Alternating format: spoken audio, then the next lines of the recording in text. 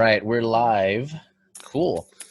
So today we're talking about cultivation, plants, family, society, everything, growing. Homesteading, which I know nothing about except what I've seen on YouTube. That's my favorite place to learn. From what I understand, how many YouTube videos have you watched on homesteading? You'd be surprised. I probably would if it's been a lot. From what I understand, a homesteader's daytime career is YouTube, and their homesteading is secondary. Their career is homesteading on YouTube. I think about, so every time I'm like rushing around doing work, I do think about, I'm like, how do these people have the time to make YouTube videos? And most of them all have children too. And they're like actually edited with sound cut in, audio, and like like music and Justin everything. Rhodes. That is a full-time Justin Rhodes job. Oh my gosh, his editing is crazy. He'll even set his camera up, drive by, get a good shot, and then come back and grab his camera. And I'm like, I think about these things so on much watching work. this video. What's his name? Like, What's the name of the page? Just Justin Rhodes. Justin Rhodes. Yeah, I love his channel. I've learned a lot about using your chickens to do your work for you. That's what I try to do. Like you hook them up to plows and they pull for you, or what? They are the best rototillers you can imagine, and they fertilize and they weed eat. They're amazing. But you just need to keep them in one area. That's the hard part. I like the idea of chickens. You can tell Julian's never seen a chicken in real life. Yeah, they're like 8 feet tall, right? Too bad my girls are all sleeping. I'd go out there and show you.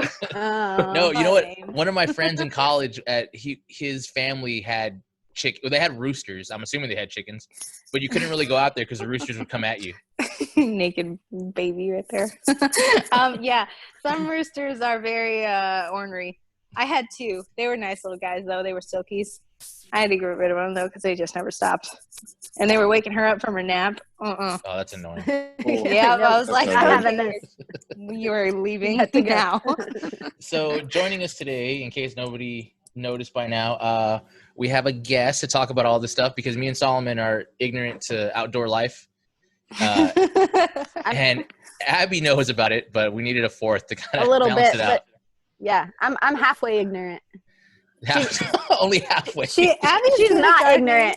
I've seen Abby's garden post before. She does good. I've seen it. Go ahead and introduce yourself and tell us a little bit about yourself. I am Brianna, and this is my little daughter, Evelyn. She'll be joining us tonight. I live in Texas. We have a backyard homestead, and that is all I can think of right now. We have chickens. We have a garden. I'm incubating quail so that we can eat them and breed them and have their eggs. And like Jurassic Park. A lot of my friends mostly know me because I make everything from scratch. Like everything that we eat is all made from scratch. So that's kind of my thing. Okay. That's what originally got me into homesteading mostly. Okay. So first question, why? Like why homesteading? A couple years ago. How would you describe homesteading? Like we're throwing this word out, homesteading. But okay, yeah, that's true. good. I should define it. What would you say it is? Homesteading is just trying to be self-sufficient in any way possible. It doesn't mean you have to have a full-on farm.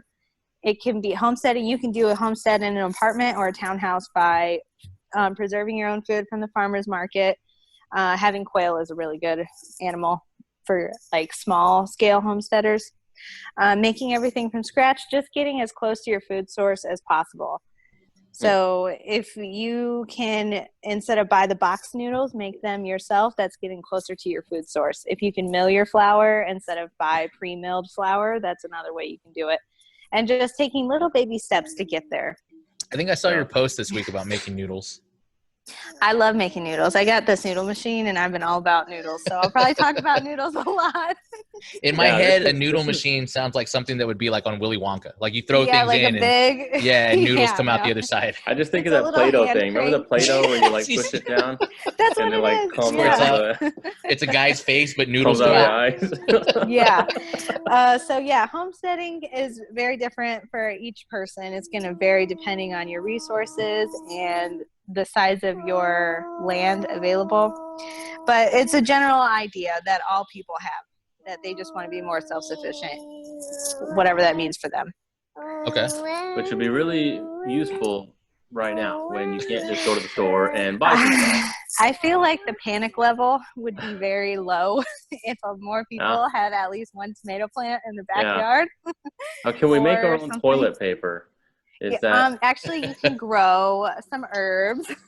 Oh, that sounds weird. Yeah, there's this guy I was watching, Rob Greenfield. He does that. I guess there's these really soft plants that act as a wet wipe too. What? So, Oh no, yeah. That sounds horrible. Cloth diaper moms are cool with family. I drew my line in the sand at cloth diapers. I was not washing poop rags. No. Oh, we cloth diaper. Oh. Wow. We had like me and my wife had a conversation about cloth diapers. That was about it. One conversation, and the conversation was pretty much, "We're not doing cloth diapers, right?" Yeah. Okay. Good. It just sounds. It sounds so gross. Yeah, it's a little. Yeah. Well, now when nobody has toilet paper, it's really not that gross anymore. Otherwise, a bidet would be your only option now. That also doesn't sound fun. So what got you into it? Like, how did you start this whole idea of self-sufficiency? Was it like how long have you been like doing this kind of thing? Well, actually, we've been really serious about it for a year. Okay. So I'm still pretty new at it, but I've soaked in as much knowledge as I possibly can. I've like read every single book I can read on all of it. So I know a lot. My application I'm still working on. Let's see, a couple years ago I got this really intense pull to start learning how to garden. It's like God put it on me. It was crazy. I couldn't even think about anything other than I need to know how to grow something. And I feel like this monetary system is going to collapse. It was crazy. It all hit me at once. Oh yeah. And I was like, I basically was like, we need to get off the grid. My husband's like doomsday prepper? Would you start like thinking a bunker? I have prepper tendencies. Are you in a bunker now? No, yes. No. Do you have a go bag? Do you have a straw that you can drink water from? We drink rainwater. I kept that sounds rainwater not and good. we filter it. Oh no, okay. so good. It's so crisp. Okay. Oh yeah, we filter it. What do you filter it with? ProPure filters. Okay. I can actually show you my filter real quick. I don't know if you use like rocks or something. No, you can use. I've seen people use T-shirts and stuff. I don't know how to. That flip works. this. That sounds like. Oh, okay. Yeah, it's like Bring old it out of a fashioned. This is t-shirt. our water filter. I got seeds going in the back, and then this is I go fill up my rain barrel with this thing. Oh wow. So that's what I do. You should talk a little bit about the Berkey. So many people like. Oh yeah, so that's the Berkey canister. We originally started with Berkeys, and then I learned that they're really not that great, and they don't filter out as much as they claim to, especially fluoride. And there was I read this forum about a poisonous bacteria growing in the big black filters. So anyway, we did some testing on our water, a home water test, and it wasn't getting all the nitrates or contaminants out, and our water tasted absolutely awful after moving to this area. So we switched to ProPure, and it tasted way better. We did a home water test. We were going to do professional before all this stuff happened, and it filtered out way more than our Berkey was doing. And so now that we do rainwater, it's so crisp and like refreshing, and I feel great drinking this water, because the water in North Texas is so deadly. They don't give it to babies because it will cause blue baby syndrome. Yeah. So anything is better. That's how than ours that. is down here. Is really hard. We have a lot of limestone and stuff. We have such hard water in San Antonio. It destroys coffee makers. It destroys like. Yeah. Don't put it in anything like that. We have to buy the filtered water jugs to put them in the coffee maker so we don't like kill it. Yeah. Nothing. We don't do anything with the tap. You guys gotta get on a French press, you crazy people. So good. I'm not a coffee drinker, but. And if the power goes out, you can still use it. I don't even know what French press is. You lost me at French. Yeah, I'm not entirely sure what French press is. He heard French and he was out. And you just put the coffee grounds in there, and then hot water, and then you let them sit for 5 minutes, and then you push the top down, and you have coffee. It's like a juicer for coffee. When you When you filter water, you have the unfiltered water, and then you pass it through the filter. Is it basically the same amount at the end? Yep. Or do you kind of lose some water? Yeah, it does 3 gallons. So it's 3 on the top and then 3 on the bottom.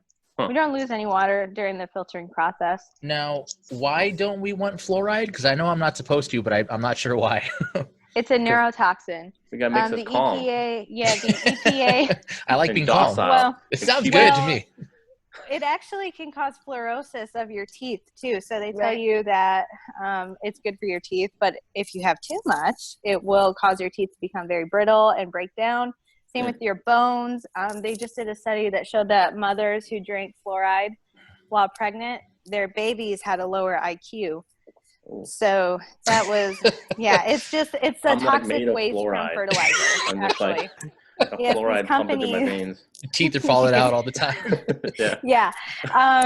Tooth decay is actually caused by bad gut health and processed flours, sugars, and all of that. How much Joe Rogan do you watch? Because I feel like I've heard all of this. Okay. Oh, no. I actually think he's a shill, and I don't trust him at all. Whoa! A shill? What's he a shill for? A shill. I noticed that Weed. A lot of men will watch him. That's true. A lot of men watch him, and he's kind of like a little gateway drug, but if you don't get away from him, you'll get stuck into his weird little, pro-drug, porn, all of that mentality. I feel like I feel like in modern society, you don't really need a gateway for that. You just got to look left or right, and you're there. Yeah. Well, I appreciate some things that he's spoken on, but you don't get that big without having some kind of prop. And so, where was I going with that? Where did I start off? Oh, yeah, why we started homesteading. I just felt like I really needed to learn some skills and get a hobby, first of all, too, because being a new mom, I kind of had to, like, find myself again. And I thought, what a better way than we got this house in Texas right when she turned 1. So I had all this space now to learn how to garden and cook from scratch even more. Because I went to a vocational culinary school when I was a teenager. So I kind of knew like how to cook, but I got really, really into it once her health was involved. And that's kind of that. I'm trying to think about what other things that drove us to that. What was the first step? What was like the first thing that you were like, okay, this is the first most basic thing we can do now? I mow my lawn and I got a weed eater, so I'm sure doesn't count. So my husband built us a raised garden bed, and the very first thing we grew was spinach, carrots, and beets. And that was so cool because she got to help us plant the seeds and water them. And it just went from there. I all of a sudden I pictured this huge garden I wanted in my backyard. I wanted all of our food. I wanted to go outside, get the food, and then come inside and make our dinners. And then I don't know why I wanted chickens. It was really weird. One day I was like, I just want some chickens. So I started doing research on chicks and how to raise chickens and watched a ton of YouTube videos on that. My husband at first was like, we're not doing chickens. That's crazy. And I'm like, but look how cute they are. And they give us eggs. And then he was like, all right, we'll get 5. And we have 14 now. He loves them, though. He thinks they're great, especially right now because there's no eggs in any of the stores around us. Yeah. So that's crazy. We're feeling pretty good about our chicken choices. I was watching speaking of YouTube, I was watching a YouTube video the other day on how to preserve your eggs. And there was, and I can't think of what it's called now. You buy it at like a Home Depot or something. The glass egg thing. Yeah, glass watering. Yeah, is that what it's called? Have you tried that? No, I haven't. It's on my list of things to do, though. I pickle my eggs and I make the pasta with them. I make egg noodles. So that's how I preserve them a little bit longer. I do want to do that. How do they taste when they come out pickled? Oh, they're so good, especially if you pickle them with jalapenos and a nice little pickling spice. They are actually really, really good. She'll even eat them. So I enjoy them. Yum. It was saying that if you mix the water, and then I wish I could remember what it was called. I think I saw the same video that you did. It came up on my previews. And they can last for like up to 2 years. You can save your eggs in the bins for like up to 2 years. Yeah. Crazy. Oh yeah. People used to keep their eggs in salt too, just in a vat of salt, and that would preserve them as well. So much knowledge that those people had. And all of it, it's so funny. All that stuff was discovered by accident mostly. Like mozzarella cheese was actually an accident. Yeah, but people were so Great much accident. smarter. They had to like try, error, and fail. We were so much smarter before technology. Like we knew so many more things. I feel like. Oh yeah, I don't know all if of we that were knowledge. smarter so much as desperate. I think resourceful. I Yeah, think we can be resourceful. smarter with technology. We're just not. Like we have the resources and We're just opportunity not. True. to be smarter and to know more things. But we just use them to don't. watch cat videos and There you go. Yeah, and I think Angry it might be Birds. information overload too. Because usually when people message me looking for direction, they're like, I don't know where to start. There's so much. There's too much. That yes. Yeah, that and I'm like, well, true, just pick yes. one thing. So gardening would be one thing, and that has a lot in and of itself. Chickens are another one. Then you move on to bigger and more complex animals and what they require. Chickens are easy. Once you get those, What's your goal? Like, what's your end game? Where do you? What would you ideally? How much space would you like to have? How many animals would you like to have? We want a lot of acreage. We're thinking 20 acres eventually, and we want a mini cow for dairy, goats as for dairy as well, and you can also eat them. And more birds. I want ducks and chickens and such, and my husband really likes having the animals around too. So I'm going to say I a lot, but I should be saying we. We're in this together. He builds all of the structure that I need, and he really likes building. It's a cool little team that we got going on. He's the carpenter. He builds all this stuff, and he loves doing it. He really likes building things. And then I kind of in the garden and animal tender. And he does the tilling for me because I'm pregnant right now, so I ain't doing all that. But he'll do it for me. And so our goal one day is to just, like I said, get as close to our food source as possible. We'd like to have an orchard. I have a couple little fruit bushes and a lemon tree. Well, I got to get a new lemon tree. My chickens killed it. So yeah, just and then kind of not being so reliant on the grid. We like electricity. We're cool with that, but we're thinking solar eventually, not connected to the grid. And I have my sun oven. I don't know. A lot of you guys here are friends with me. See that? So that's one of the little things that we've started dabbling into is cooking with the sun. Yeah, that thing is nice here in Texas really cool. It's hot. Okay, I'm not turning my AC on because I need to bake a chicken. How long does it take to like cook something in there? Oh, it depends on it. Actually, my chicken. So I did bake a chicken in my sun oven today with carrots, and it took 3 hours. I put it in at noon, and it was done by 3:30. It was really good. And then let's see, lasagna took like an hour.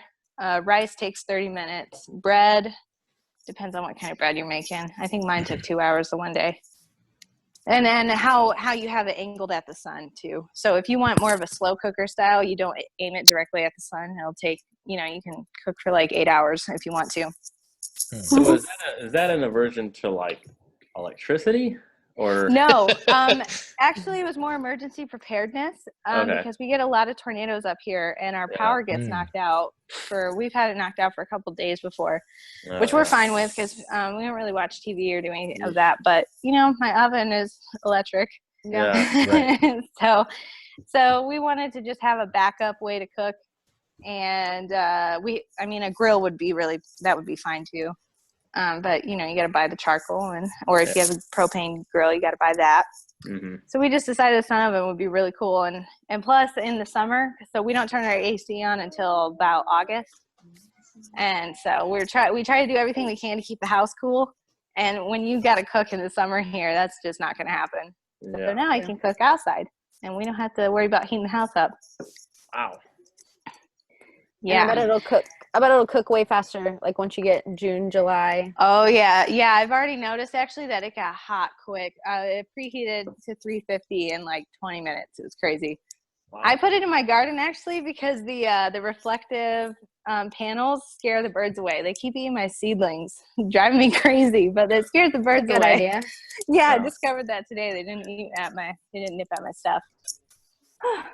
So. Okay. Yeah, go ahead, Abby. No, go ahead. Well, I was just going to ask, do you feel like homesteading has helped you kind of learn what we should be as wives biblically? Yes, actually. So I have Proverbs 31 right here. This is, let's see, let's look at verse, where is it? Verse 13.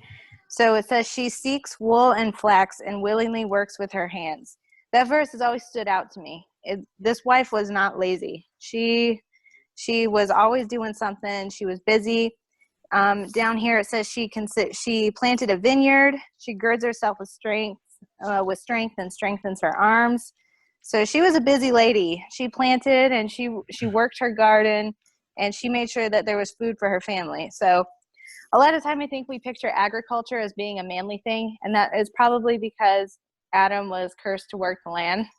And but women are just as involved in that. And so, yeah, I have always read this and think about this virtuous wife who considered land, bought land, and worked it herself. Probably with help from her husband, like kind of like what we do here, right? Yeah. And I think she even, she makes linen garments and sells them. So she also was a source of income for her family as well. And I see a lot of women in my homesteading groups do that. They make soaps and tinctures and such, and they sell them too. So yeah, it brings you closer to God and the role that he wants you to play. And like I've said before, this, lifestyle, it's going to vary for each person. Like it is pretty hard when you have children to homestead.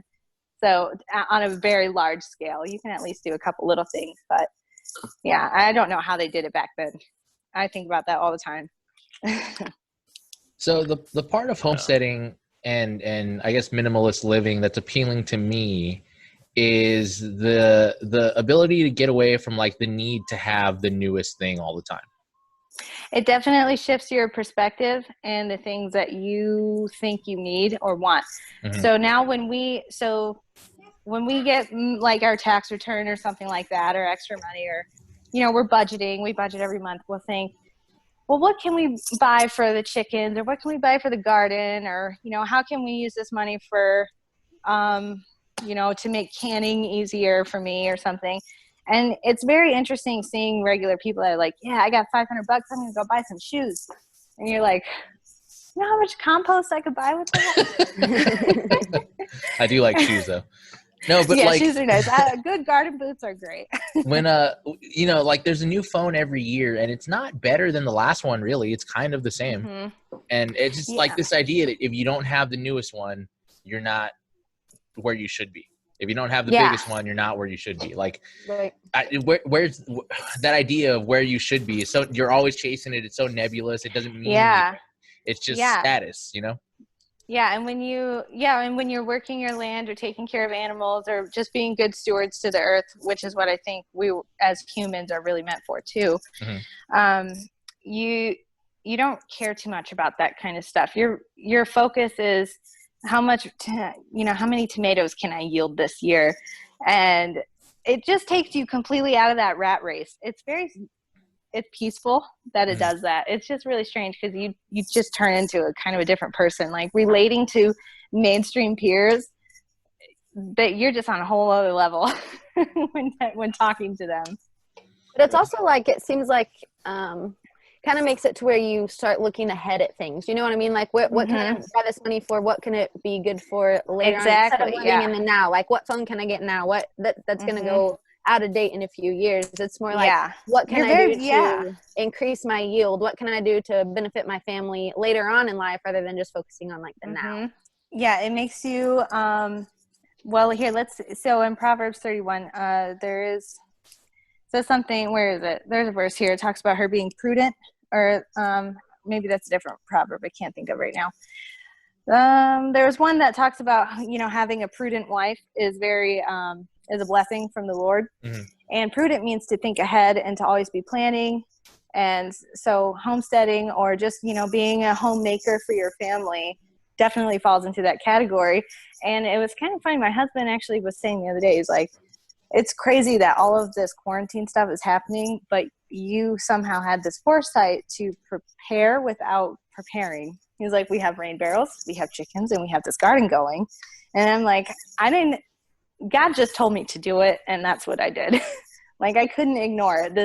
overwhelming urge to just get back to the land was crazy. Yeah. So I have a question. Like, what do you think about, and this, I guess, for everybody, just kind of thinking about this idea of self-reliance, and we used to be on farms and ranches, and that's how it started. And then we got to this city rat race kind of thing. So why did we do, like, because I imagine, I try and think of it as like, if I were to go back in time to when people, all people were doing what you're doing and saying, hey, we have an oven that could cook something in like 10 minutes. Would they be like, oh, that's terrible, you need to... Oh, yeah, I know what you mean. Or would they be like, oh my gosh, that's amazing. Oh, yeah. You know? It reminds me, of when the washing machines and dishwashers came out and all the housewives were like, yes, this is great. Right? Yeah. It is good. Yeah, I think things that make our lives a little more efficient, they are great. And that is what drew us to getting off the farm, is the efficiency of and comfort of that lifestyle. It's not comfortable to go out and work your garden in 90-degree heat and 60% humidity. There are times where I'm like, why the heck am I doing this? This is crazy. I'll just go to the grocery store. At the same time, some of the things that you're willing to have for comfort or to make things easy are things that can easily be taken away or won't last. You know what I mean? Yeah. So like, that's true. Well, when the water gets shut off and you're in quarantine, your TV that costs you $2,000 suddenly doesn't matter anymore. Yeah. You know, and it's those kinds of things. And even just having an emergency food supply, people think that's silly. Well, they don't anymore. But people used to think that was very silly. And it's like, are you going to eat your house that costs you $250,000? Well, No. it's like, how many hurricanes do we need to see, or how many disasters do we need to see where, like, for a time you're at home, or like you know, cops can't get to you. You're stuck there. Yeah, something's going on. Yeah. It's not like, oh, apocalypse, end of the world, but it's like, hey, you can't go to the store for a week. What are you going to do? You know, can you eat? So and it's like, you know, we only have a certain amount of farmers in the Midwest that can produce the food for us. It's not totally unrealistic for some kind of event to happen like it did last year with the flooding of all their crops and such. And you know, it's like we're completely reliant on these people, and they're great. These farmers are great. However, how can we provide for ourselves too in case they can't? Because that happens. History, it's cyclical. It always repeats itself.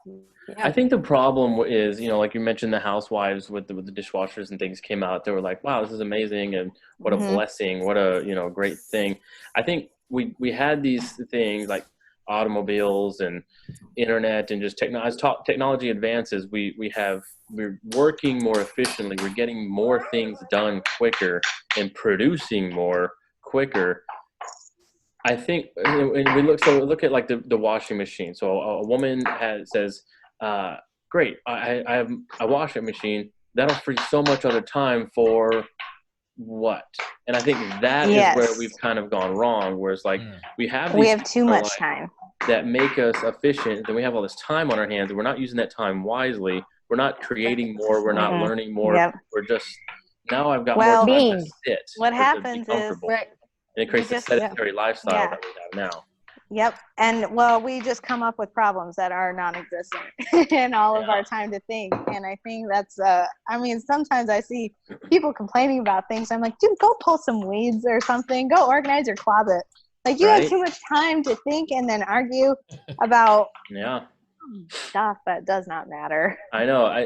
As I would go back in time to try and explain an oven to somebody or a microwave to somebody, I also go back in time like, and we have all these technology things, and we're the most depressed and medically addicted humanity has ever been. Yeah. And so we have more time to worry, and sit and do nothing. So it's like it's hard, because it's like these things are good to be efficient and to take care of things faster if you are using that extra time for other creative, good, like productive things, but we're not. We're just trying to entertain ourselves to death, and that's like what we've gotten to, and we're slipping into this depression. And so in that way, so it's not necessarily the technology's fault, it's how we're using the technology and the efficiency and extra time that we get from these things.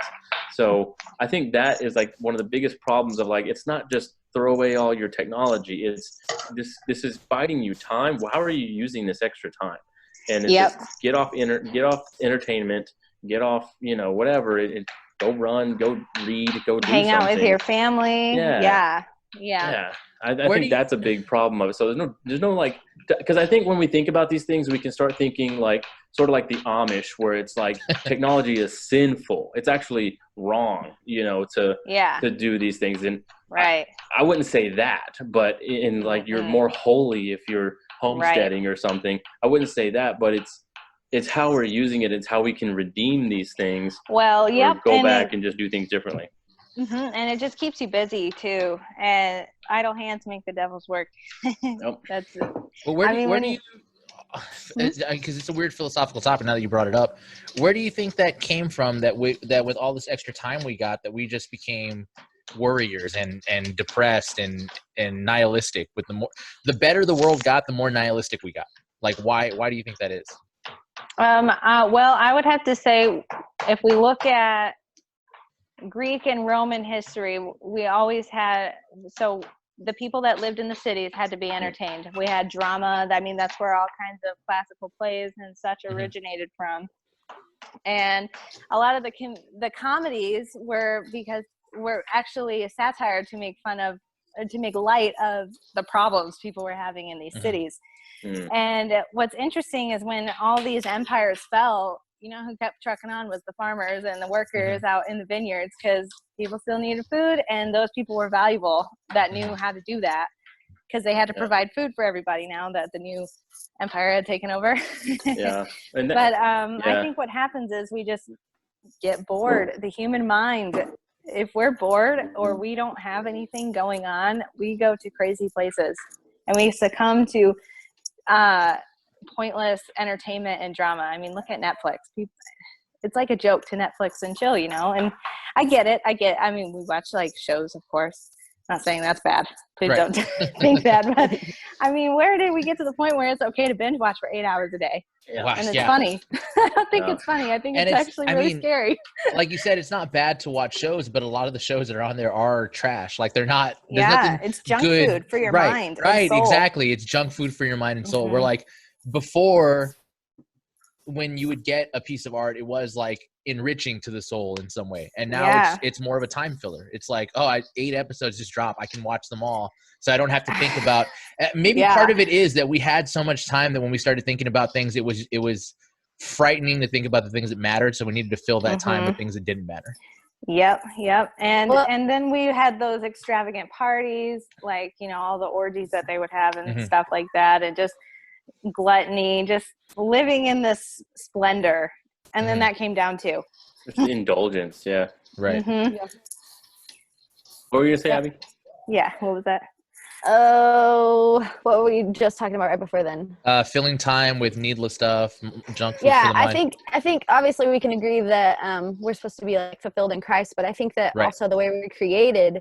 Okay, so you can take somebody who maybe, and I'm not trying to disrespect anybody, but you could take somebody who maybe watches Netflix all day and maybe has kids, maybe for breakfast, bowl of cereal. I'm guilty of bowl of cereal. Just saying.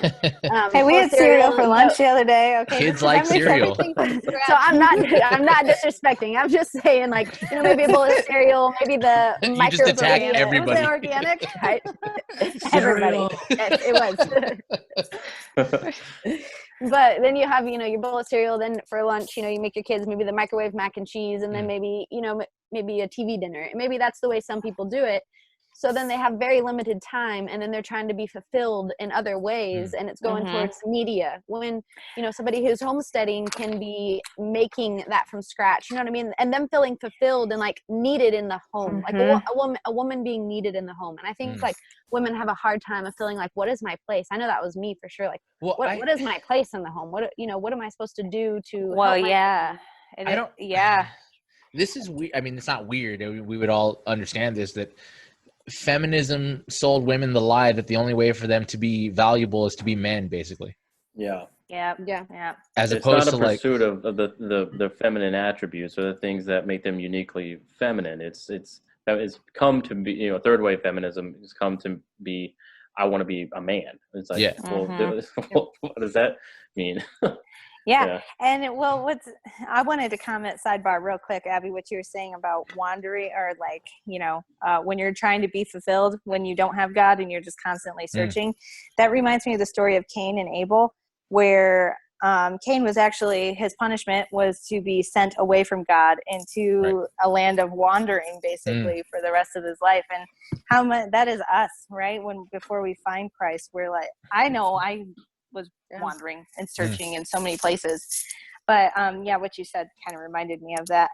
And then also for the feminism thing, I think it's very funny that people perceive that women in the Bible worked. They did, right? But they had their own special working role, and I don't know why people think Christians are like against women working.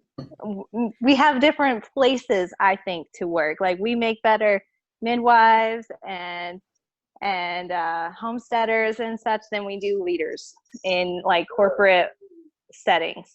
Like, I just feel like working women is fine, but not in the same setting that we're all thinking. Well, I mean, the problem is that what Christianity often tries to do is overcorrect. So like if the world is going this way, we got to run as fast and as far as we can the opposite way, which often brings us to a sin the other way, as opposed to like the actual biblical standard of what is supposed to be going on. Like a legalism or for sure. So like going back to, because I when we were talking about this topic to bring it up, I thought about cultivation. Because I was thinking about, are you a homeschool mom also? I don't know how old your kids are, if you're gonna. So my daughter's 2. We do plan on homeschooling. We're gonna do the Montessori and Charlotte Mason mix. Okay.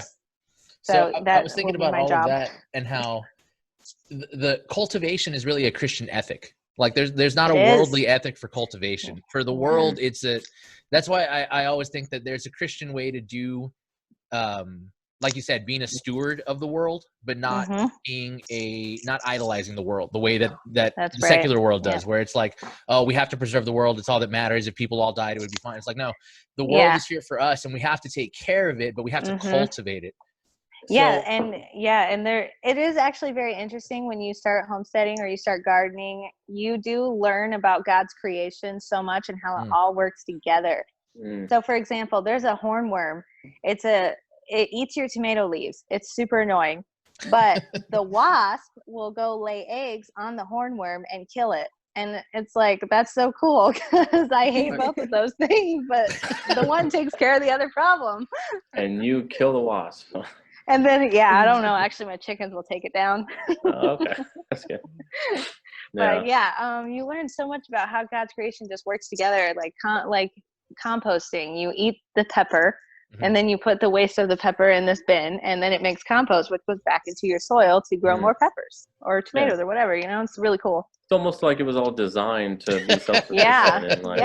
And then ducks will go through and eat the pests off of your plants. But not eat the plants. Now, chickens are another story. But ducks are really, I know, was it China or Japan? One of those countries was, they don't use any pesticides or anything. They just release ducks onto their crop to get all the pests, which is super cool. That is cool. So we had a question, because we were kind of talking about this on the last episode about getting into self-sufficiency and self-reliance and stuff, and how that it seems not just difficult, like we're gonna get sweaty, but expensive. Like, it's like, man, I remember seeing a picture on Instagram of like this cabin, fireside, potbelly stove kind of fire thing with like a stone wall and a big leather chair and just just very rural. I said, and I shared it. I said, I hope I'm rich enough to live this simply someday. And it's like, the people, 50, 60 years ago, the poor people had horses. Now only rich people have horses. I know, right? It's weird how we've kind of had this swap of like all the poor people, or like, maybe living paycheck to paycheck or something, are kind of living in the city, in the apartment, in the suburbs, in the epitome of the city life is like poor. And then out in the country, man, you made it. That's like our retirement. There is go live in the country. Yeah, there's kind of an elitist subset of homesteaders, like where their fences are all metal, everything is really nice looking. Yeah. And meanwhile, you're over there with T-posts and chicken wire, and you're like, "Oh, this will do." Well, even just the time. Homestead perfect. I think about even just the time, because I think a lot of people are working, and this kind of maybe goes into like the 2-income trap, where both husband and wife are working and sustain this 2-income lifestyle, and now they have to keep that going, and so they throw the kids in public school, and it's like, hey, we got the cars, we got the house, we got what we're doing. Well, yeah, and that's the other thing. We got to maintain it, and I think that's a huge one, because then they have kids, and then they do feel this. I think women feel this compulsion to stay home and raise their own children, but you just can't. Oh yeah, I see my friends all the time. They want to stay home. Work. Yeah, and But so I think that kind of shows, like, for people that want to homestead, I think what kind of tips, I know for us, like what kind of tipped us into that was wanting, like kind of how she said, I want to get out of the rat race. It's like this working for your whole life, never being able to see your family, working to pay for a home that you're never in, to a car that you only drive to go to work to pay for the home that you're never in. I mean, it's like crazy. This vicious cycle of like your investments are going to be, to get the water bins, to get solar panels, to get, the seeds that you want to do, the garden, like that investment initially is going to cost you just as much as maybe even the house or the car would. The difference is eventually it's going to make it to where the husband can work the land. Yeah, the husband can eventually work the land and not have to go to the 40-hour job. You can eventually have your time. I think you're investing into your time. You're investing into your instead health, of the things, your time, your family, and things that are so much more important than material things. And you save for the life that you want to live. We're not poor. We're saving for our eventual land, but we live like we're poor right now because that's going to get us to where we want to be, where my husband, can you be quiet with that for a second? Sorry about the hammering. She's fixing her rocking chair. She's homesteading. She's on. Yeah. She wants to be like Dad. Yeah. That's a thing too that I think is it's not an attribute that the world has, is the idea of fixing things. Like we don't have that's a Christian ethic. That's not a secular ethic of it's broken, we have to fix it, because Christianity gives you the idea of like, things are broken and they need to be fixed, as in the world itself. So that's kind of how you get into that rat race where it's like, my phone died, I guess I'll get a new one. My tire blew out, or my when there's always a new phone, like it's always an option. Yeah. It's like your car breaks down or whatever, and it's like, it's totaled. It's like, what does that mean? It means it costs more to fix it than to buy a new one. Money down on a new one. So just go, you're already making a car payment, so just go put this money you would spend to fix this car on another car that hasn't blown transmission, and there you go. And it's like, okay, I'll do that, instead of just trying to fix this car that's broken. Part of that is one of the things that I've seen with the thing that's going on now with the lockdown and everything, is the big thing that people are saying is like, well, I can't be out of work. Like I can't miss work. And that's part of that idea of like you were saying with the car, like, well, if my car messes up, I don't have time to fix it. I can't miss work. I need a car now. I might as well just buy a new one. It's just a rat race. You're constantly racing after something, whether it's to replace something, whether it's to buy something. Like it's never I don't know. It just feels like it takes our focus off of our family, off of what really matters. Raising our kids, like, what's the goal? Like in a race, you're supposed to get somewhere. Like, what's the goal at the end of this one? Like nothing really. I might be a good little lab rat, little test rat on this, as far as like in this rat race, because I feel like I've kind of followed all the steps. Well, not my entire life, but just like from college, went to college, got a degree, got a job. Now I work in an office and, for a huge corporation, and making my paycheck, and, and my wife stays at home with the kids. So that's good. And that's where we've started. That's kind of how we were starting. But I'm looking at things and I don't feel like I'm chasing the newest car. Like I'm driving an 02 Honda. All right. And we do too. So my wife drives a 2011 Ford Focus, and so we have 2 kids and we're renting a house right now. So it's like,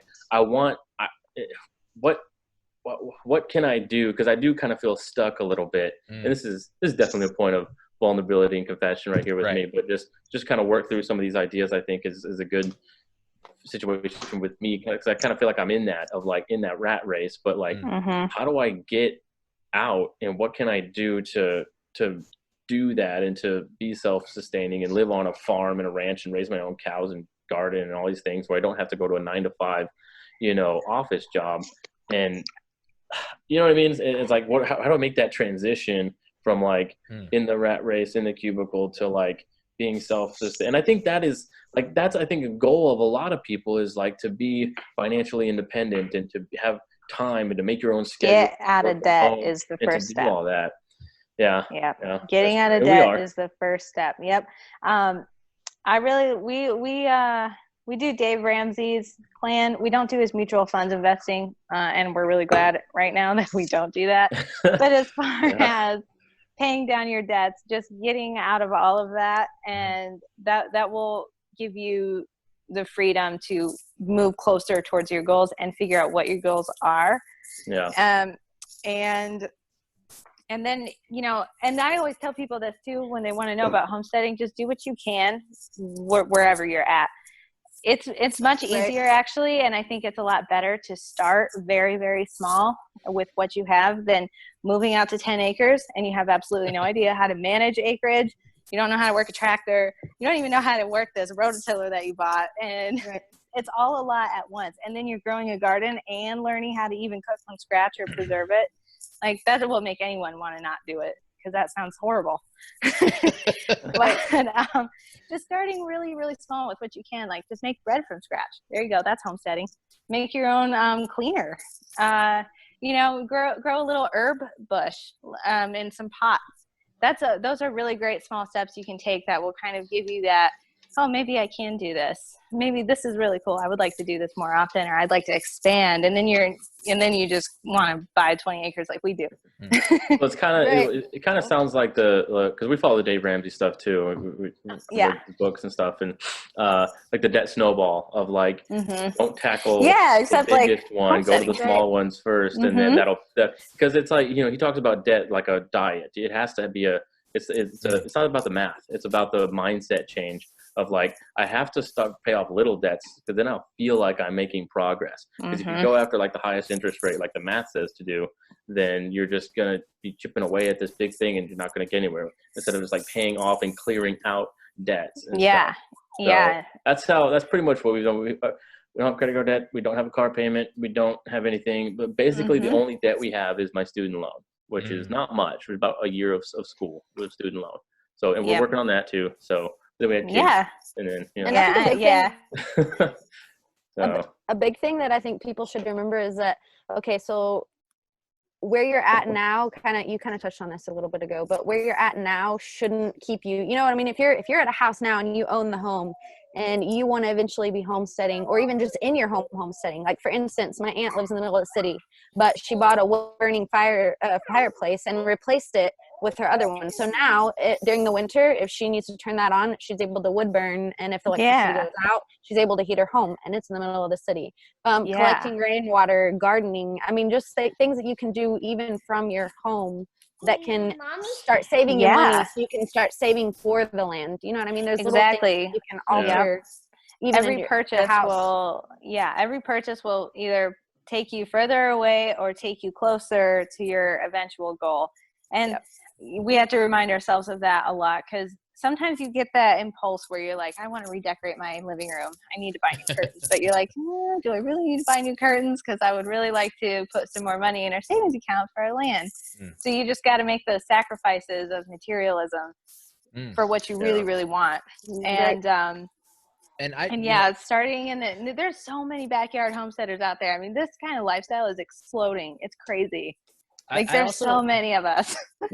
I don't think that just applies to homesteading either, what you just said about like, I want to redecorate my living room, but I don't need to because my future goal is this instead. Like, you know, I'll be honest with you. I'm not a homesteader. Like, it's not in me. I don't have that bone inside of me. Well, but like, everyone's got their different gifts, right? Right. Like, exactly. We can't all so do like the same thing. We'd all be boring. And one of the things that clicked, what you talked about, was having something to leave to your kids. Like, oh, that's an idea that clicks with everybody. Like, I would hope with everybody. Yeah. Like, what do you want to leave behind for the people that are coming after you? And we kind of don't think about that in modern Christianity because of a particular dispensational view. But the idea of leaving something behind, like for me, recently in town, there was an art gallery that shut down. They were not doing well. They were real, what's the word? They were real modern in their approach to art. So nobody was going in. Was it the postmodern stuff where it makes kind of, yeah, where it's like, if you tell me this is art, I'll say it to your face, but it doesn't look like it. Like the plunger just like against the wall. I'm not exaggerating. One of them was 3 stripes painted on a wall in different colors, and you were supposed to do a handstand on it, and that was I don't understand why, but that was the thing. I know. See what happens when we get bored? Well, that's what happens when you get bored and you're untalented.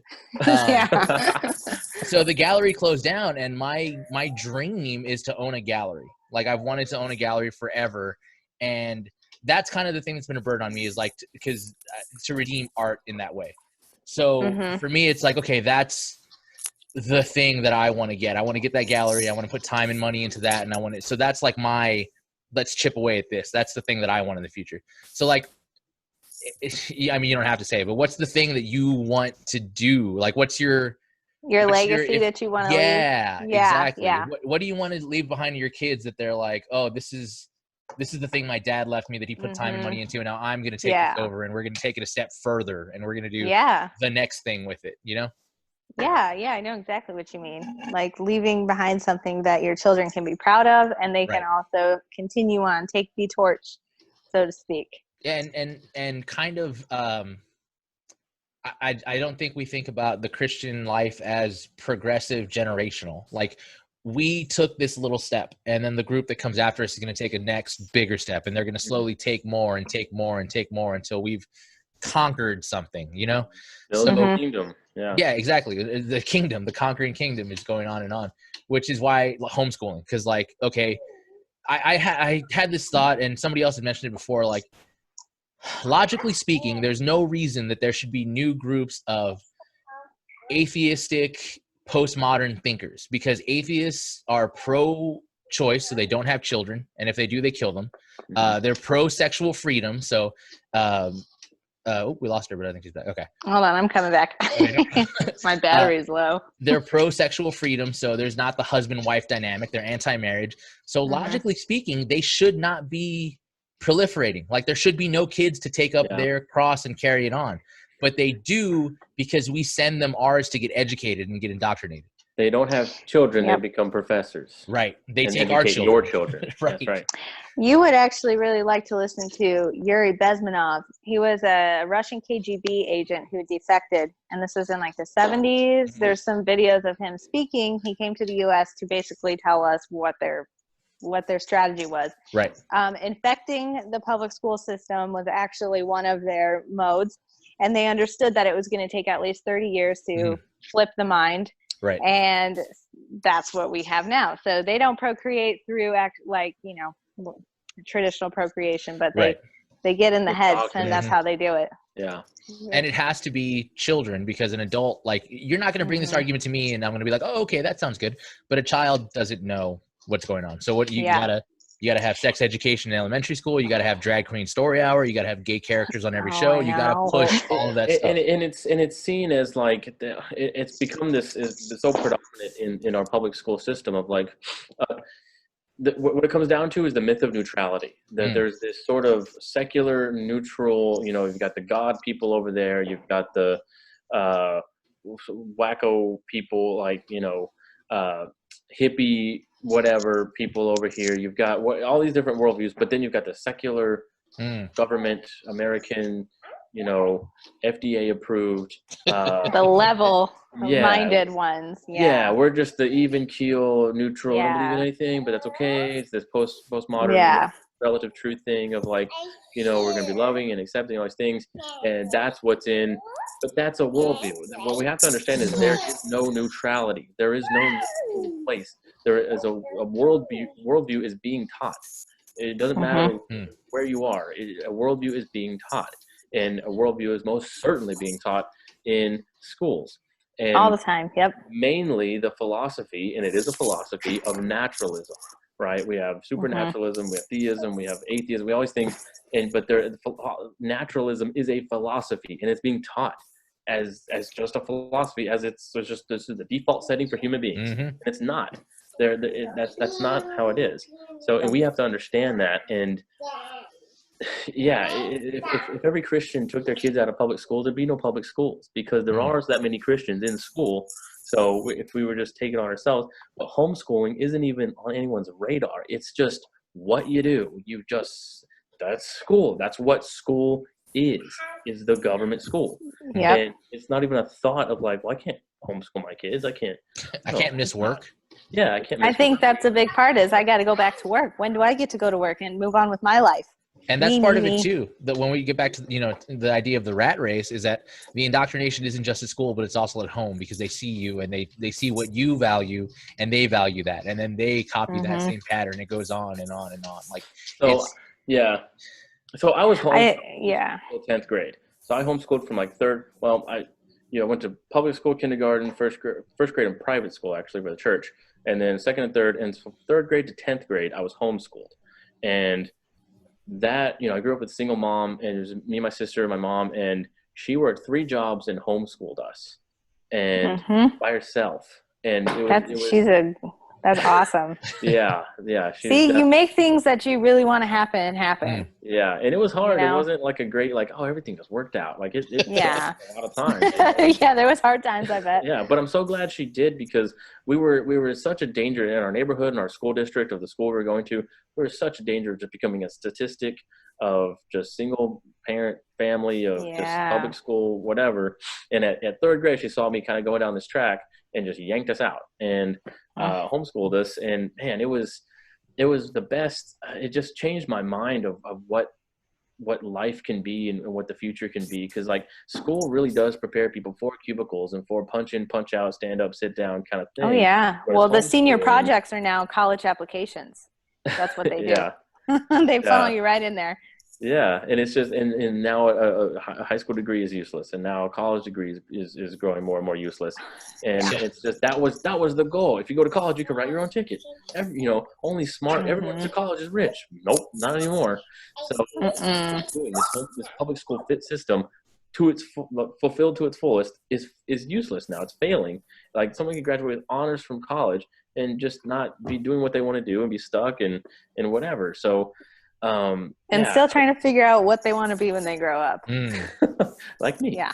Exactly. But, and I think a lot of it comes to, when we're talking about leaving a legacy to our kids. I can't remember who said it, but somebody said, don't try and give your kids all the things you didn't have. Try to teach them all the things you didn't know. Exactly. Yeah. I've been thinking about that a lot, of like just kind of how I grew up and just how I was taught and things I was taught. I was taught a lot, I think, of valuable things, but there was a lot of things as far as just structure and just limitations and what we had and resources and stuff that I just didn't know. I think a lot of people don't know how to fix a car or how to do their taxes or how to make a farm, make a garden, or just all these normal things, how to sew a button or how to change a tire or just whatever. And these useful things in life. And we're learning all this weird stuff about secular humanism and how there's 10 million genders and stuff, and that becomes accredited learning, So my goal with our kids, and I've kind of mentioned this before, but I want to say it because it just makes it more real and just plain. I know we all have like little kids and goals and stuff, but my goal, I think there's no reason that your kid can't be done with high school work by 16. So like, I think the whole public school system is like 2 years too long. It's 2 years off, I think. And that's just with a bunch of bull crap in between class stuff and electives and just the high school experience, the fun time, whatever, that just become, if anyone's high school days or their glory days, Oh, goodness. If my kids' best days are in high school, I have failed as a parent.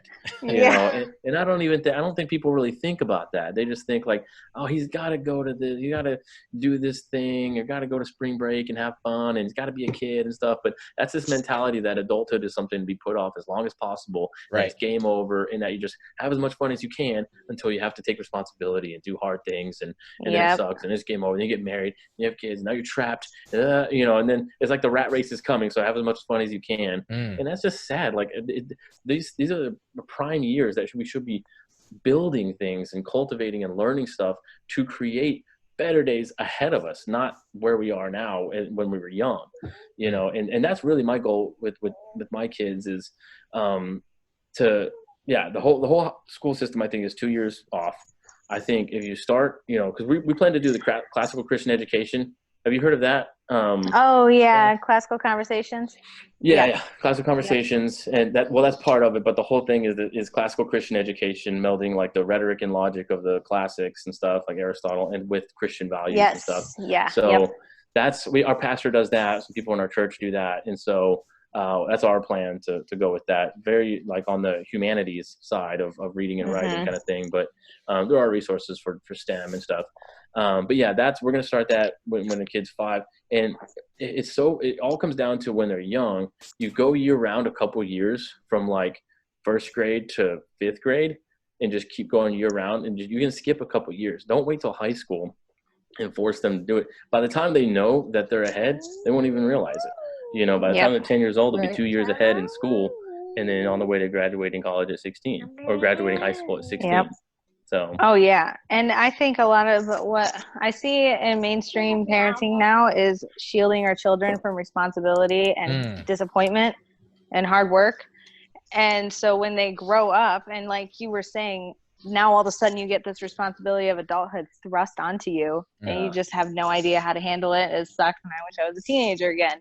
Yeah. If we introduce them to these concepts early on, and especially responsibility, like I believe in chores for young children, age appropriate ones. They just have such a more mature. They're just so much more mature than their peers, and they respect things so much better too. And they understand it almost does something to the logical brain where they just can reason better, and they have a better concept of cause and effect, especially like if I do this, this happens. So many people they just have no concept of that at all. Well, I mean, respect is a dead concept. Like the idea that anybody besides you knows anything or can do anything or contribute to anything. Like the idea that, like you were saying, Abby, everybody back then was so stupid. We're so much smart. Like we have no respect for people who came before us, who were great at anything, who laid the foundation to make the world we have. Like we've been taught that they're just dumb, old-fashioned people. Backward, archaic, Right. Yeah.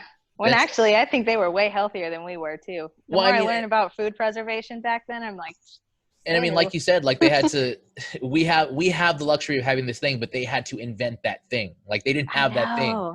I know, it's crazy what they came up with. It's funny how you talk about it, because it's like we think about like homesteading versus job and paycheck and stuff. It's like, well, why do you need to go to college? Why do you need to do this so I can get a job? Well, why do you need a job so I can make money? Why do you need to make money to pay for a roof over my head and pay for food? Well, why don't you just work on the roof and the food? Like exactly, yeah.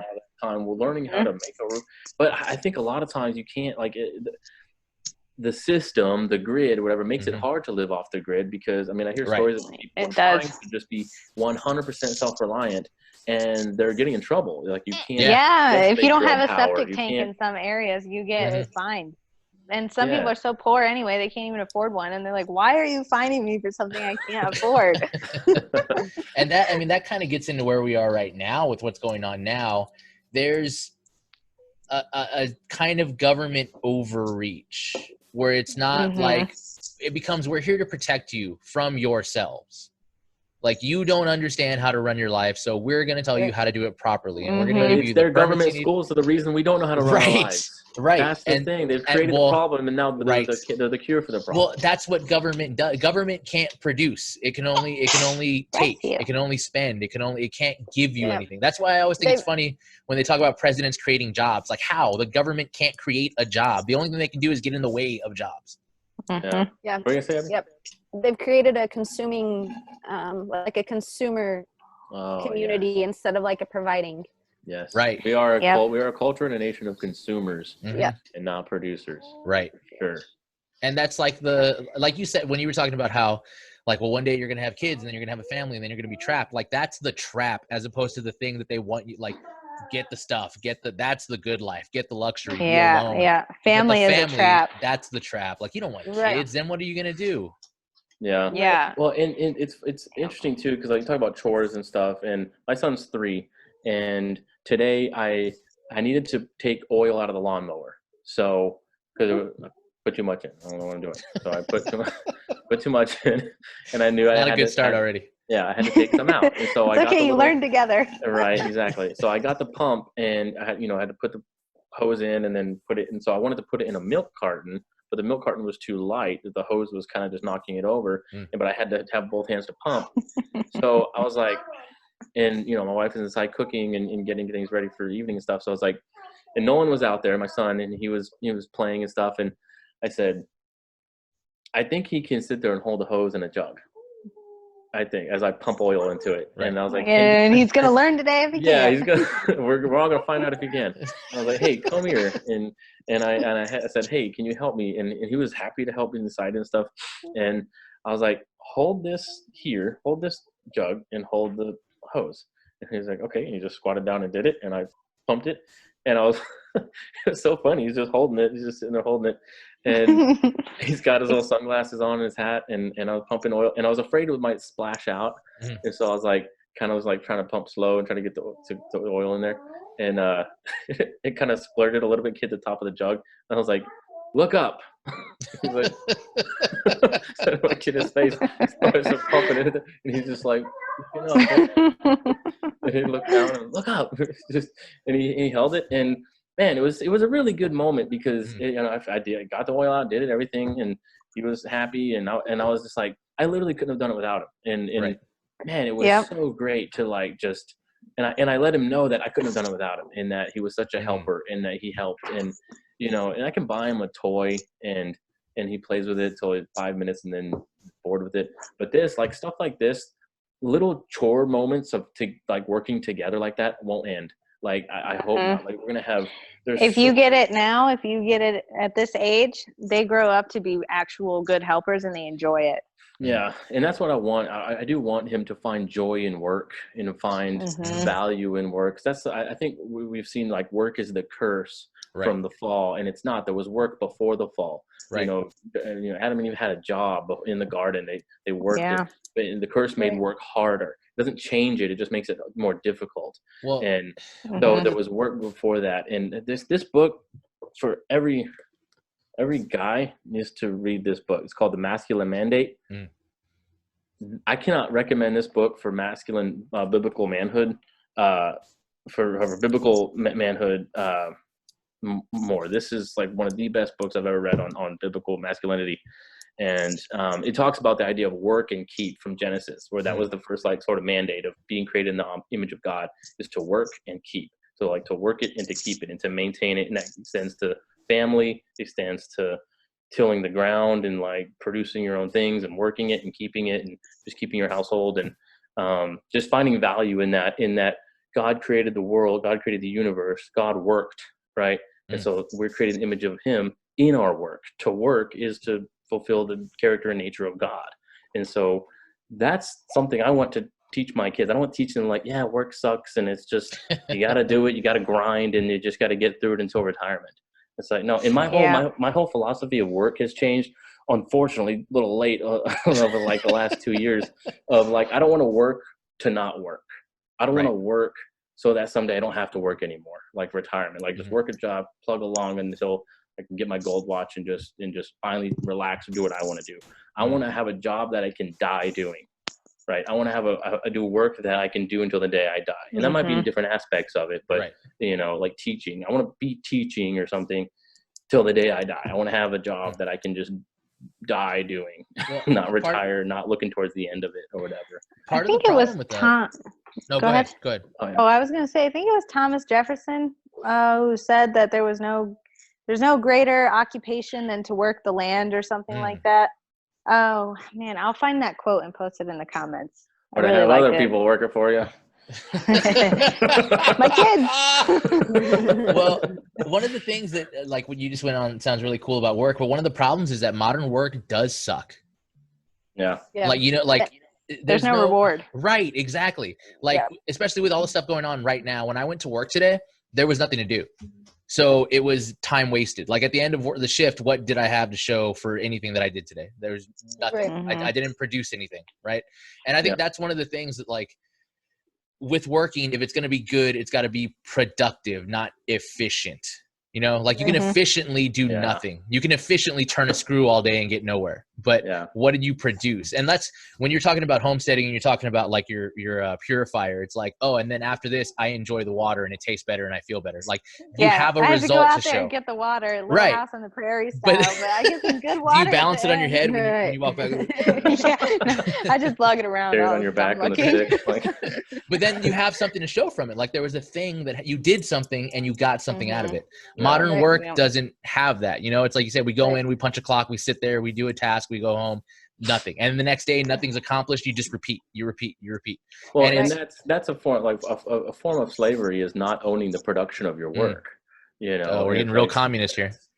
That's me for sure. Like, you know, I draft financial documents for salespeople. So it's like, and these are millionaires, some of the salespeople working deals, selling programs and software or whatever. And I come to me with the deal, I draft the document, and it can be really stressful. And that's sometimes, like, you know, talk about doing nothing at work and being unproductive. Sometimes you'd be so stressed out doing a lot. And then at the end of the day, it's like, I spent a lot of time and heartbeats and mind space and brain space and mental energy. And for what am I looking at? You know, a bunch of ones and zeros on a screen. That mean nothing to me, you know, besides my paycheck. I mean, that means a lot. You know, like, that means a lot, and I appreciate it. So I do work and I get it, but I'm not trying to say, like, oh, it's all useless, it all sucks or whatever. It is useful to work and get a paycheck and then provide for my family and those things. But I'm just talking about the work itself, just the nature of work. And so, and that sucks. And that's something I've never been comfortable with. Of just like, man, I'm not even, like, putting a smile on someone's face by selling, by improving their business or something. You know what I mean? I guess the salesmen are really appreciative of what I do, but I don't know. And there's a little reward. I don't want to disparage too much, but you know what I mean? As far as, like, not seeing the production of your work and feeling like you're creating something or feeling fulfilled. Feeling fulfilled. And that, I think, I found it funny that that's not a thought a lot of people have. I remember talking to people when I was working in sales for UPS. I had a friend, and I was talking about this, like, fulfilling, is this really what you want to do? Because they're both kind of entry level starting this. And he's like, work is just a place to burn 8 hours. And I was like, wow. But I feel like that's common though. I mean, work is just something I do. Work is just something to do to get the money that I need to pay for the things that I have. Right. And I think that, like, that's our goal, kind of talking about what our goal is end-wise. Like, my husband and I were so young and dumb with finances. Like, we have so much debt. And so for us, like, feasibly, you know, we got into this fifth wheel. This year we paid off the fifth wheel. Eventually we want to pay off debt. Eventually we want to have a homestead. But, like, for us, it's more like looking ahead for my kids. Like, I want my kids to have a homestead. I want them to look at work as, like, taking care of the family, gardening, working. And if they want to go to college, if they want to go, you know, if they want to go to do another career, then fine. And I'm not trying to, like, keep them in that. But I want to give them, they'll have values. Right. And I want to give them, like, the land to homestead. I want to give them the option not to have to go into the rat race if they want to be able to sustain and live off grid if they were to want to do that. So I think it's also, like, two forms of working, like how he was saying, you know, like, when you're working to fulfill when you're working to sustain your whole family, you get a lot of satisfaction out of that. You know, I'm sure, like, when you do your recipes and when you're doing your chickens, like, just everything that you're doing for your family gives you a lot of fulfillment and makes you feel needed also. And we all need to feel needed in some way. Oh yeah. It is very fulfilling and rewarding knowing that, like, that's one of my biggest motivators is to try and make sure that I'm giving our family the healthiest food I can possibly source. And it's really nice when we sit down for dinner and I'm like, this is from scratch and this is from scratch. And it's like each meal it builds up a little bit more. But it's really nice knowing that I'm teaching Evelyn these skills that she can take on, because she helps me in the kitchen all the time. And I'm like, she's going to have these skills if she ever needs them. She can also pass them down. Right. And you have to recover this knowledge, because it seems like within the past 2 generations, that's all it took to really lose it all. And now, like, nobody knows how to do anything. But the silent generation, the ones that are in their 70s, 80s, they remember a lot of these things. They just think nobody cares about them anymore. Well, but if you ask one of your very, very old family members, like, hey, what did you do when you were a kid? Oh, they love talking about it. Well, I mean, we don't talk to them. We put them in a home and we see them every once in a while. Know. Like, what do they have to tell us? It's like a daycare for old people. Right. Occupy them so I can do my stuff, and I'll come see them when I'm available. Well, because they have this old, productive sort of like work should be meaningful mindset. It's like, efficiency. Right. You can't keep up, Grandpa. You're out. You're out. Oh, man. I know, and it's like, well, Grandpa can at least talk from the sidelines. He's got good ideas. Well, I mean, not only good ideas, like anything you're going to do, like, oh, I tried that, and this is why it doesn't work, or this is why it will work, or this is why that's a bad idea. We just think we're so much smarter than everybody now because of our technology. I mean, that's, if it did all go down, we'd all be in a real bad spot. Because even when I want to learn something, I'm like, well, let me look it up on YouTube and see if somebody has it on there so I can figure out how to do it. Like, if no one's on YouTube, who am I going to go ask to figure out how to do it? Yeah, we started acquiring a lot of books recently because we're like, the internet goes down, and for whatever reason. Books are those things you buy on your tablet, right? The digital files. Oh yeah, the Kindle, the book burning, the kindling. Yeah, it's like right in our face. So one of my favorite like childhood memories, it was really, I know it was done out of necessity. My grandmother, my grandmother couldn't speak English very well. Well, she's not dead. She still can't speak English very well. And when we were younger, we used to have to go stay with her because my dad would work a morning shift. He would have to be at work at 5 a.m. It was one of those jobs. So he would drop us off at her house, and she would have to find some way to entertain us. She couldn't speak English very well. She didn't really have toys. She didn't have cable. And it was one of those old houses where there's no central air or heating. So, like, in the winter, it's freezing. In the summer, it's burning. You guys grew some character going to Grandma's house. But what she did do was sew really well. So when we would get bored, she would teach us how to sew things. And that kind of carried on with me forever, because I still sew, like, everything. I'll buy clothes now and, like, well, this doesn't fit, but it's cheap, and I'll alter it when I get home. So do you guys sew? Do you sew at all? Have you tried it? Have you gotten dabbled in it? Yeah. Yep, I have a sewing machine. I don't sew as much as I want to, but I do sew. A machine? What? It's steam powered. You hit her with a pedal. I sew. I made our curtains. Actually, remember I was talking about curtains. So I found it was cheaper to actually do it myself. What kind of machine do you have? Just a Singer Simple. Okay. It's nothing fancy, but it gets the job done. And I make, I upcycled her cloth diapers that I never used them. So I'll use we turned them into napkins. I actually did turn them into unpaper towels, and now we use them all the time. You know, they were a fabric I didn't want. Garage rags. So. That is one thing that I do hate is paper towels. Paper towels make me furious because, like, just use a real towel. That's so wasteful. Yeah, and then you use a whole roll to, like, wipe your counter. Yeah. Right? You're literally buying something and then to you can't throw buy it away. them now. You're buying it to throw it away. There's a lot of that though. A lot of stuff we use is like, well, I'm going to use it and throw it away, and then I got to replenish it, and it's like that's. Well, it's that throwaway culture. Just get a different one. Get it. It's the same as iPhone. From paper towels to iPhone. I know. Now people have no idea what to do without paper towels. It's use a towel. There was no paper towels, and we were like on our last roll. I was like, crap, what are we gonna do? Because as kids, we with kids, we use a lot of paper towels. And I went to Lowe's and to get a weed eater, and I look up and I see this big thing of paper towels, big like packs of the same brand. I was like, oh, I was like so happy to see freaking paper towels. Just use a real towel. I eat with a towel. Yeah, use a towal. Just take the adjective off. And then it's like, okay, I'm washing it, so I'm drying sometimes, and then it's wet again, and then you got to do work, Solomon, if you want it to be worth it. Try it out. But I mean, that is a weird thing about our culture, is that we do have a throwaway culture. Like, nothing is built to last. Nothing is supposed to last. Like, it's planned obsolescence. Yes. Light bulbs, cars, they're created to eventually fail, so you can buy another one. We don't want you to use the same light bulb for a year. You can't, because then you can't sell light bulbs. And part of that is like, part of it is culturally enforced too. Like, oh, you have an old phone. Like, yeah. I do. Man. Yeah. It still works though. Yeah. It's very strange. It's a lot of things about culture when you stop and think about them are super strange. Like we started thrift shopping a lot. Oh, I love the thrift store. Yeah. Most of Gerard's clothes are thrifted. My son is named Gerard. Oh yeah. Most of his clothes are thrifted because he's gonna outgrow them anyway. Like, what's the point of buying something super expensive that he's gonna wear for 2 months and then be too big for? Right. You can find some good cast iron at the thrift store. Why do I want cast iron as opposed to what I already have? Yeah, look at the thrift store and antique stores. I find all of my stuff there for cast iron. Amazing deals for that stuff. You can buy a Hard Rock Cafe Miami coffee mug. You can. Oh my gosh, I have so many of those random coffee mugs there. Oh, that's so good. Yeah, you know what's hard though? One thing I have learned about the thrift store is it's hard to get men's clothes at the thrift store because a man will wear a shirt until it's like 3 threads, and then like, I guess I can donate it now. So everything you find is worn out. That's so true. I try to get my husband clothes at the thrift store too, and I'm like, this is not gonna work. It just doesn't work. Like really old people clothes. Like, okay. That was really cool in 2005 though. If you were like a teenager and you were wearing old man slacks, that was the coolest thing. Yeah. That was awesome.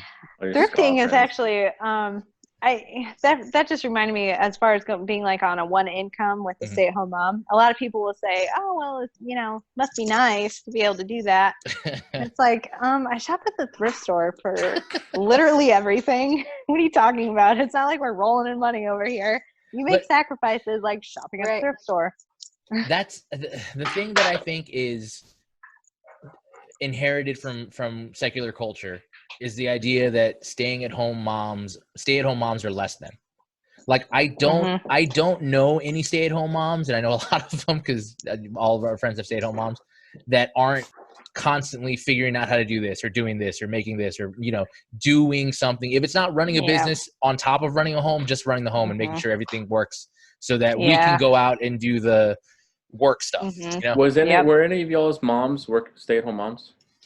No, I don't think mine. No, me either. My mom was a hairdresser though. It was a little bit different, but but I think that's part of it too. Like in our fathers too probably worked, cubicle sort of job. Like literally every man in my family, going back to as far as it goes, worked in a factory or the military.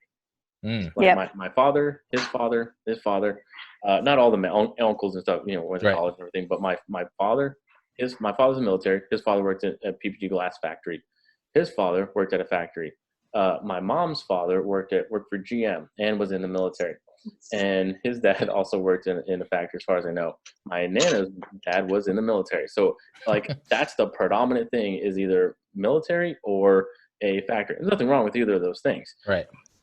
I'm the first man in my line of family to go to college and to have this sort of thing, when it means nothing now. Now it's like, might as well have been my dad graduating high school, which is like, my granddad didn't, as far as I know, graduate high school. His dad didn't graduate. So my dad was the first to graduate high school. I was the first to graduate college.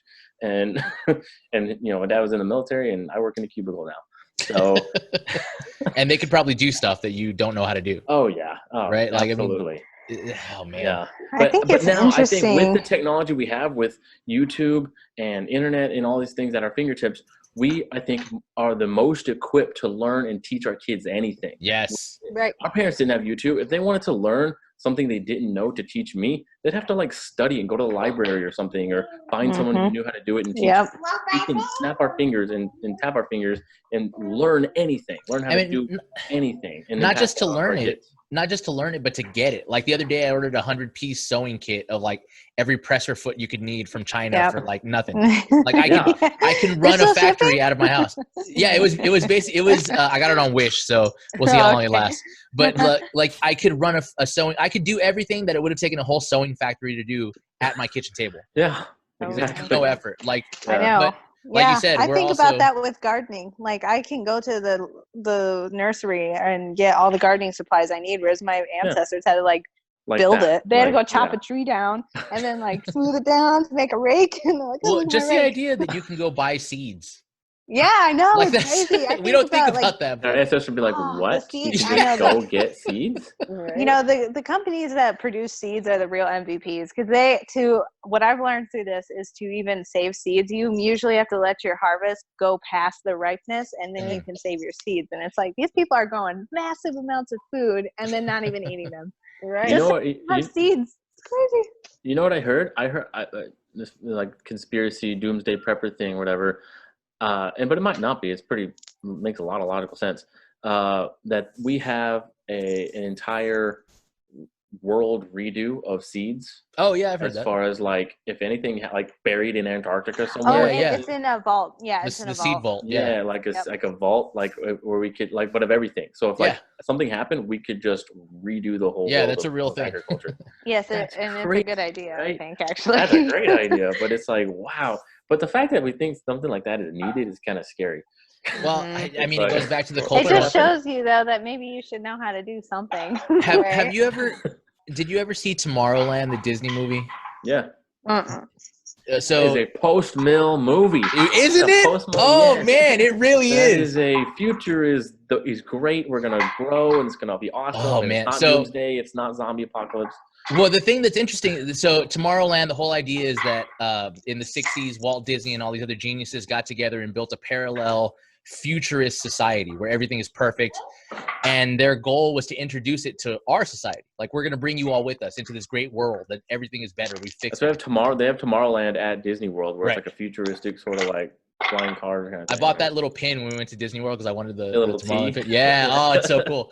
But there's a part where they're saying that we tried to, basically the Tomorrowland gave up on our society because they were saying that we wanted to give it to you, but when we analyzed the things that you guys were putting out in the culture, all of it was nihilism. All of it was apocalypse movies. All of it was dread fiction. All of it was just horrible stuff. Like, we have a cultural nihilism where everything is the end of the world. Yeah. And what happens after? Like, how do we we don't rebuild. Like The Walking Dead, they're never going to rebuild. It just gets worse and worse. That's why I stopped watching it. It's so depressing. Like, it just keeps getting worse. Everybody you like dies. Everybody's a horrible person. There's nowhere to go from it. Like, it's all the comic book got good. It kind of jumped in the field. I don't know. I stopped watching the show long. Like, I've heard the I didn't even know it was still on. The comic is yeah. really awesome because it does show like them in the future with horses and farms and like being self-sustaining and like kind of restarting society kind of thing. It's really cool. But we have like an obsession with death in the end and things falling like the apart. future is just bleak. The future is just bad. Eventually everything gives out. No room for optimism in the future. There was a YouTube video I watched, and it was interesting because it was computer animated, so it looked really cool. But it was like the death of the universe in 15 minutes. And it basically showed you like the projected idea of like when the sun burns out and heat death and all of that. And it's like, it's really depressing that people put so much work and effort into something that looks beautiful, but it's about the end of everything. Like that's what we're obsessed with, is the end of everything. We're obsessed with our own mortality. Right. And well, because we don't think anything comes after. Like, that's the end. Brianna, what's your eschatology? I don't really know. Actually, I don't study end times a lot. I've told Abby this before. I have somehow managed to avoid all end times discussions. Well, it's time to get topics, into it. Only because I want to. I want to study it for myself and see what I come up with. I'll get some books. Reading. I'll get some books. We'll get some books. I just need the Bible, and I'll read it. I want to see what my brain comes up with. The thing is, what's interesting is I don't want anybody else's polluting my mind. The three of us. Oh God, the three of us don't agree exactly eschatologically, but we all three have an optimistic view of the end of everything. Like, there is. Yeah, I do too. Right. Yeah. Oh yeah. Well, yeah. I mean, the new kingdom will come down.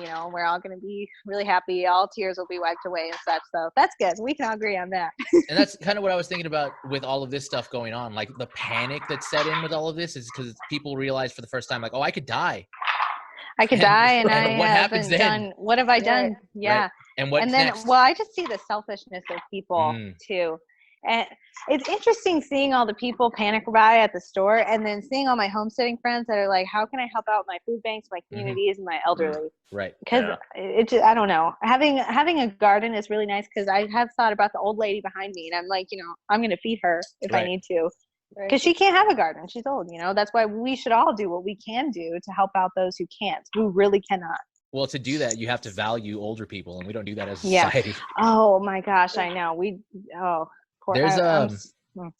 I was listening to this podcast, and they were talking about a book called Blue. It was about blue zones, and the idea of a blue zone, it's where people live longer, like substantially longer than other people, and it's in random little pockets of the world. Yep. And I know what you're talking about. One of the things they found out that adds to your life expectancy is if you're valued as part of your society. Like older people in that society do garden and they help raise children. So like they have they're value, right? They feel family. important. So like they have a reason to keep going, right? That's why people after they retire, a lot of men after they retire, they just drop dead. Because what do you do? I don't have a reason to get out. You've been a cog your whole life, and now you're not a cog anymore. Well, at least I wonder. It felt like a purpose. I wonder if there's a correlation with women too, who are so depressed and so hooked on all kinds of pharmaceuticals. Because if you look at ancient history and civilizations, the way women always gained respect was to have a large family and to have tons of children, and that's how they gained respect. The more kids you had, the more respect you had in your community. Not that we can all have like 15 kids now, but I mean, we could. You know what I mean? We could they now. Valued you. We could now with less risk than at any other time in history. Like, yeah, that is true. Yeah. They also had 15 kids because only 5 of them would make it. Yes, true too. Well, I mean, you needed them to work your homestead. That's the verse, right, in Proverbs, that the children, the man with many children is like a man with many arrows in his quiver.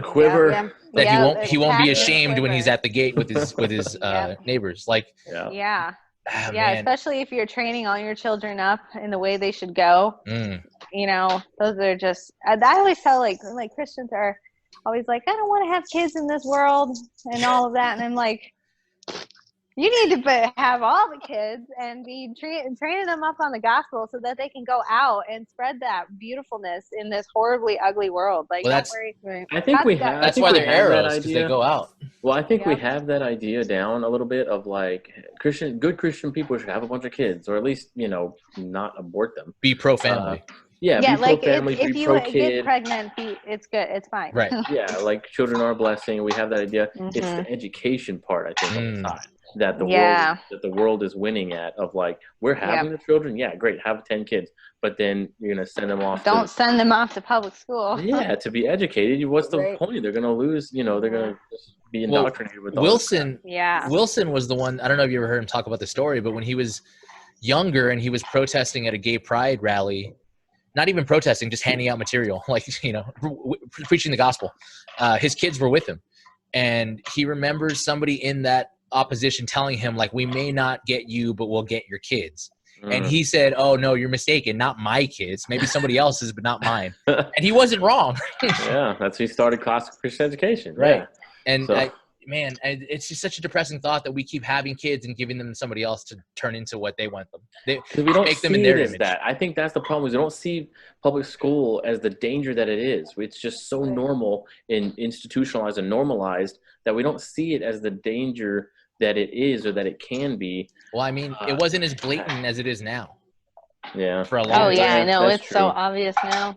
People like when prayed I was in school, it just wasn't the idea of drag queen story hour is like, how is that a thing that is going on that just nobody cares about? Yeah, it's not even the idea of that you introduce your children to like alternative sexual ideas. It's the idea that you would introduce your children to sexual ideas at all. Well, exactly. That's the problem. Like, why can't they just be kids? Why do they have to be so sexualized either way? Well, because stop it. Because they know the parents aren't talking about it, and they talk about it. I mean, so we it's know like, why. Someone else can have that right. thought. That's great.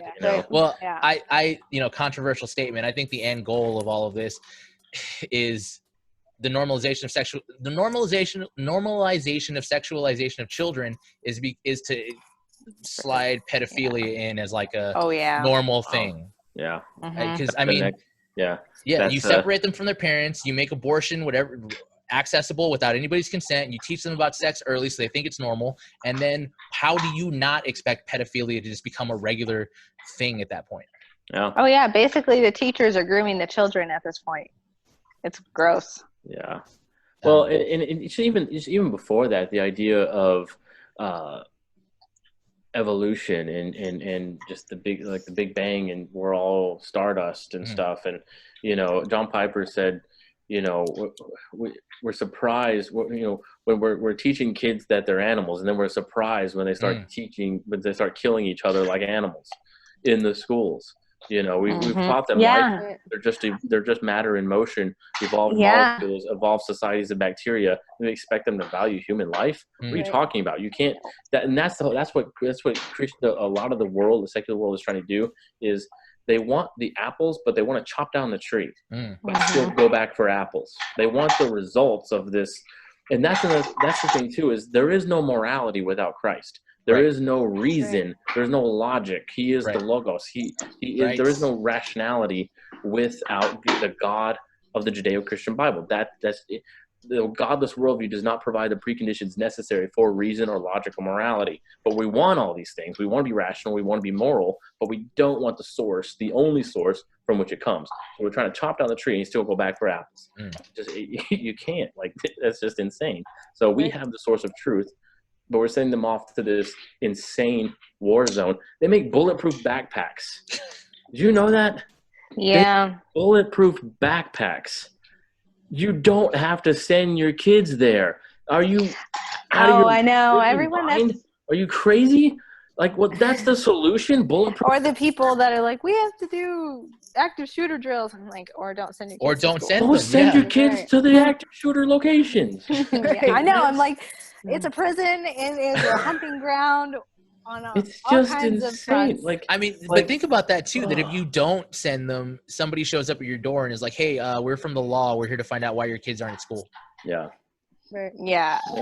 Like, truancy is a crime. That's so weird. Like, we built you this, and also you have to go. Yeah, and if you're like, but my taxpayer dollars actually are funding this whole thing and I want to opt out.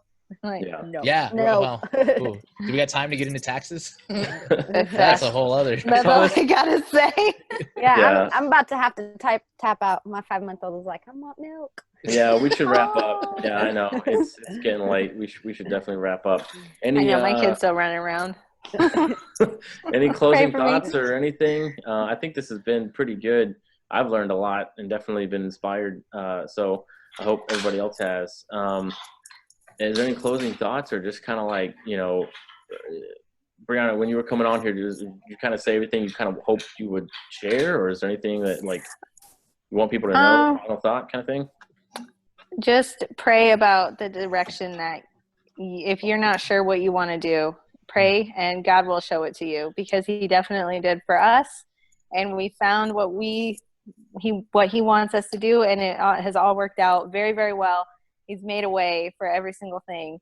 And every failure that we've had doing this, we've learned so much so that we can teach other people. And if you fail at something, it's okay. Wow. It's perfectly fine, because it's not the end of everything if you fail at something? It's not. Yeah, if your seedling gets cut down by a stupid bird, it's okay. You've now learned how to make a bird shelter for your seedlings. But do you know how profound, like, everything you just said in that 1 second was so profound. Like, if you fail, it's okay. Yeah. And the fact that sometimes your failure isn't your fault. Circumstance happen and you can't control it. Well, there's something to learn from every failure. Every failure is a lesson. I heard this story about this. I heard this story about this guy in the corporate world, the business world. He made some terrible mistake and did something wrong, and it cost the company like $1 million. And he was like, I'm fired. That's it. Like, I screwed up and I failed, and I cost the company $1 million. And he goes to his boss and is just like, ready for the axe. And he said, okay, I expect to be fired, whatever. And he says, fire you? Why would we fire? We just spent $1 million teaching you a lesson. And like, you're never going to make it again. So now you know more than anyone not to do this and how to get past this. And it's like, he was just like blown away, like, whoa, like, yeah, that was $1 million lesson you just learned. It was like, we're going to spend all this money on you to learn this lesson, and we're going to keep you. It's like, wow, what a way to look at failure and like screw ups and stuff. Like, wow, that's really crazy. Back to school, you don't get a second chance if you fail. You failed. Sorry. Yeah. Yep. Alrighty. Yeah. Well, cool.